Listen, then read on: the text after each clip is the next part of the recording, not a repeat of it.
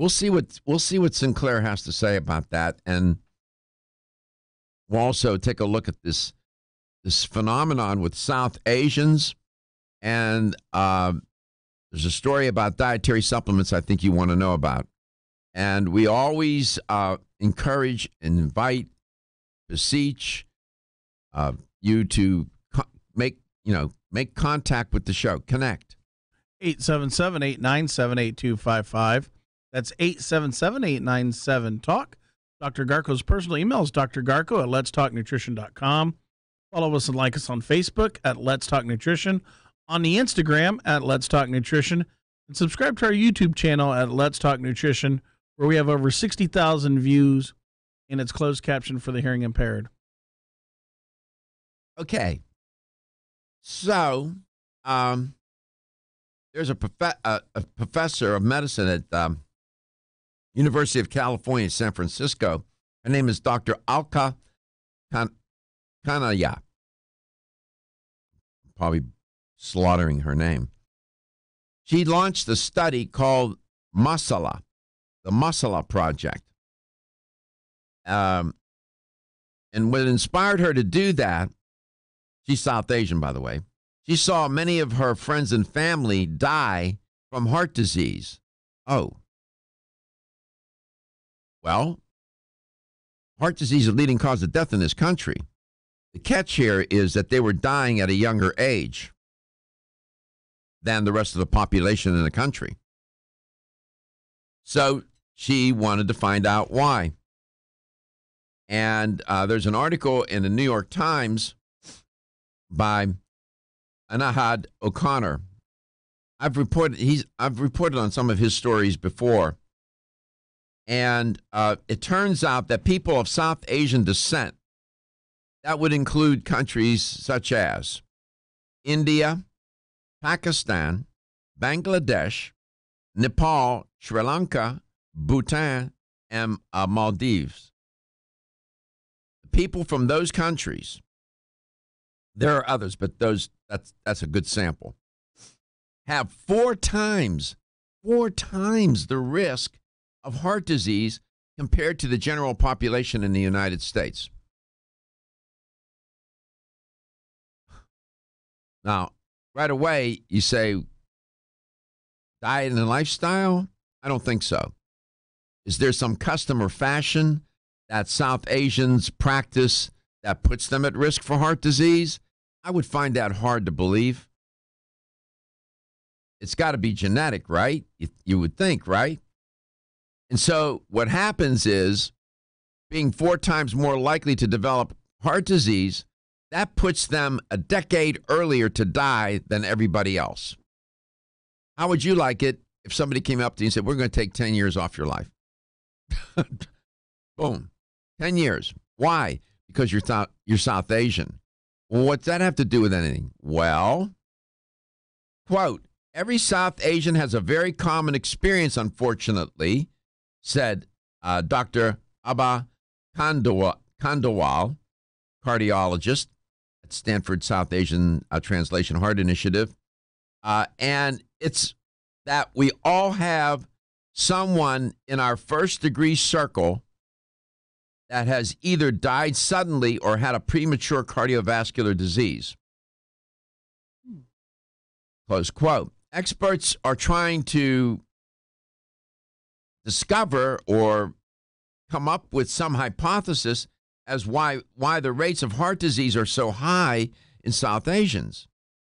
So for the past 7 years, a team of researchers, which I alluded to, University of California at San Francisco and Northwestern University, have tracked 900 South Asians in Chicago and the Bay Area. The project is known as the Masala Project. It stands for Mediators of Atherosclerosis of South Asians Living in America. That's the acronym. And has found that South Asians tend to develop what? High blood pressure. Triglyceride levels are high. Abnormal cholesterol levels high. Type 2 diabetes at lower body weights than other groups.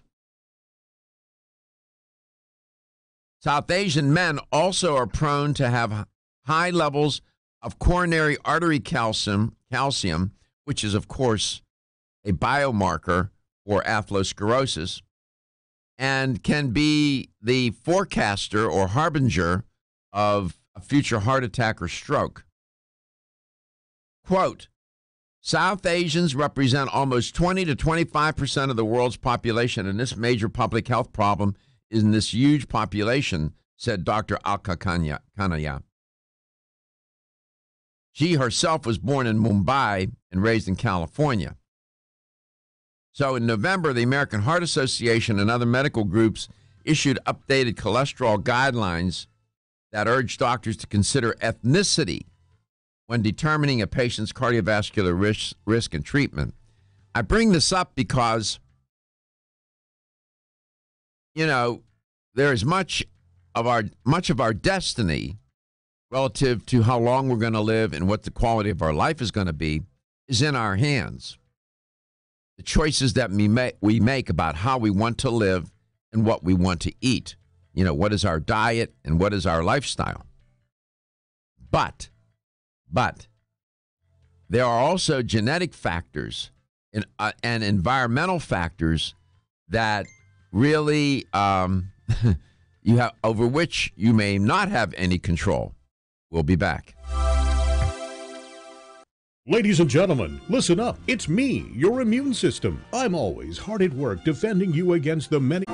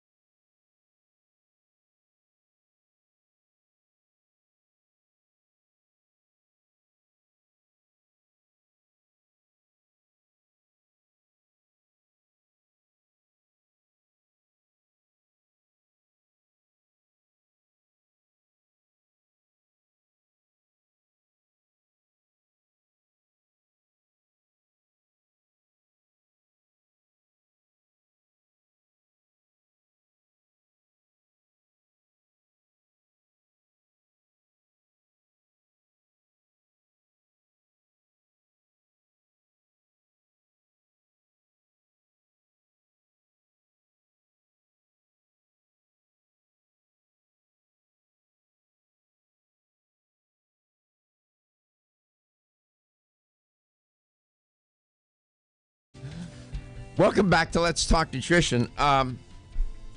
This story about the South Asians, there's a lesson here for us. I was looking, and when you get into the article, what you find out is, and what the researchers found out is, well, okay, so they have this propensity to develop heart disease 4 times more likely and 10 years earlier than everybody else in the population. They develop high blood pressure, they develop high cholesterol, high triglycerides, type 2 diabetes. Well, one of the striking findings to emerge from the study, and this is where you and I and everybody else can learn something. What they discovered was that body composition was a primary variable. Body composition. In other words, how the muscle to fat ratio and where the fat is stored. I was just talking to Gary about this the other day for different reasons. And a greater tendency to store body fat where it shouldn't be. For example, the most dangerous place to accumulate fat is in the visceral area, your abdomen. That becomes a metabolic risk for you. You are put at far greater metabolic risk, and there's greater metabolic damage done with visceral. It's also called ectopic, E-C-T-O-P-I-C, ectopic fat. It's stored right underneath the skin. The fat that's underneath the skin is subcutaneous fat. That's not the problem. The problem is that visceral fat, the fat that gets engorged around the visceral organs. The gut fat, right? Right, your gut fat. Okay. That whole in front of your, that cavity, Gary, you got your heart, you have your intestines, you have your liver, right? Your kidneys, all of those, all the viscera, the fat. That's why when you see these guys with these big pot bellies and you touch it, it's hard as a rock. Yeah. That fat is hard. It's hard. That's not subcutaneous fat. The fat that's on the top of toward the top of your skin, that's not the danger. It's that fat that gets around the organs. And you said that actually creates some type of hormone? They're now calling it an endocrine gland. It is producing hormones. It's producing inflammatory molecules. So in other words, it's an inflammation factory, cortisol and whatever. And the correlation between having high dense fat density in that area and heart attacks and whatnot is off the chain. Turns out that people of Asian ancestry, including those who are Chinese, Filipino, and Japanese, have a greater likelihood of developing fat, visceral fat, than do others. Now, this is sort of ironic because why? For decades, it's been, in hundreds of years, for that matter, maybe thousands, Asian cultures have taken great pride in their diet, in their lifestyle. Chinese medicine has made a great contribution. In Ayurvedic medicine, I mean, we've learned a lot. And so this is sort of an irony that Asians are prone to this disease. Well, I called it a disease. This development of visceral fat. Now, there's a genetic component involved in here, right? Okay. So it's not that they're eating terribly. Right. It's that their biology is such that that's going to happen whether they like it or not. Is it because the countries are becoming more modernized and they're getting away from the, No, I don't think so. This is something that is in the genes of the population, of the ethnic group. Okay. And this has happened over millions of years through evolution, right? Right. So they naturally selected, for some reason, to have this propensity to develop this fat around the viscera, the visceral fat, which then puts them at great risk. Heart risks tended to be greatest in the study in South Asians, the researchers found. In one recent study, it was published in the Annals of Internal Medicine, they found that 44% of the normal weight South Asians they examined had 2 or more metabolic abnormalities, such as high blood sugar levels, high triglycerides, or hypertension, or low HDL, compared to 21% of Caucasians who were normal weight. This is intriguing to me, but the lesson that we take away from it is that, and something we've talked about on this show, and I just talked to Gary the other day, a few days ago about this, about visceral fat and how dangerous it is. And you can do a waist to hip ratio measurement to determine what your risk is. It'll measure your, in a sense, give you an insight into your, how can I put Your this? BMI or something like Well, that? your BMI is a different measurement, but they both get at the same thing. And at the end of the day, it's a measure of how much risk you're going to be put in to develop these diseases, Gary. I sent you a thing on Asian smoking, by the way. They smoke a lot, right? Yes. All right. We come back, we'll get into this, and I'll get back to Gary here now. Don't be stressed out or anxious. Take Hempanol, the only raw CO2 hemp extract available. It's 100% organic with wild oreganol P73.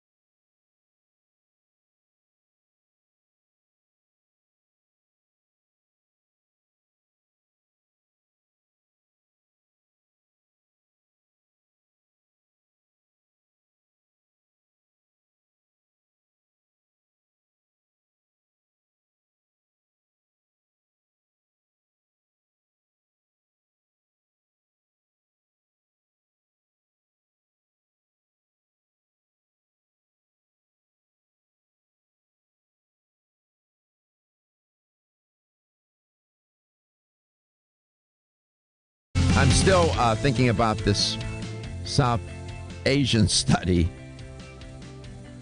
There is research to show that South Asians have more total body, subcutaneous, visceral, and hepatic fat, and also abnormal adiponectin levels compared to Caucasians.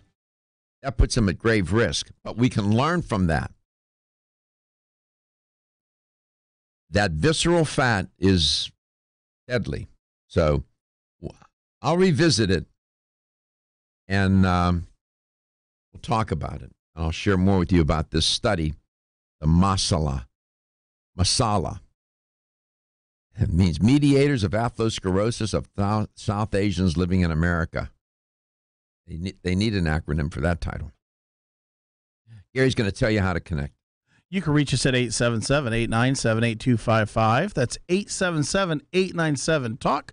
Don't forget to follow us on Facebook at Let's Talk Nutrition, on the Instagram at Let's Talk Nutrition, and subscribe to that YouTube channel where we have over 60,000 views. We had 4 more people sign up over the weekend, too, on that. Oh, great. It's growing. Wonderful. Ziggy Brostowski is our guest today with Yerba Prima. I'm going to implicate him in a story dealing with the FDA and dietary supplements. He doesn't know it yet, but Ziggy, welcome to the show. Now you know. Hit me with it. Let's hear it. Okay, so here's the story, and I want to get your reaction to it. The FDA announced that it's going to crack down on illegal dietary supplements. Okay, what does that mean? U.S. and Food and Drug Administration, they're making claims that to prevent or cure Alzheimer's disease, for example, as well as health conditions like diabetes and cancer, close quote. You can't do that. These companies are putting the industry at risk, and they're putting consumers at risk as well when they make such claims. And they're putting at risk the ability of the case, man. You need prescriptions. The supplements aren't as available. I mean, this is really a privilege. And if these companies don't straighten up, the government's going to start creating regulations where it's not going to be so easy to get dietary supplements. Your thoughts? I think a lot of this has to do with, I don't know if a lot of your listeners know, but we've seen it. My 20 years in the industry is with the explosion of our industry and the way supplements are marketed now, the way, everything's changed in the last 20 years. And, now that big companies are getting involved and they're buying a lot of these, nutritional companies, these companies in the natural foods industry, you're seeing a lot of claims being made out there. And it's just, it puts a black eye on, I think, on the industry with companies like that. I'll be honest with you now. I'm not worried about Procter & Gamble purchasing a supplement company or Clorox or any of those big companies. As a matter of fact, when they do, they make it even more difficult and making a ton of money, but they're violating the law, and they put they're putting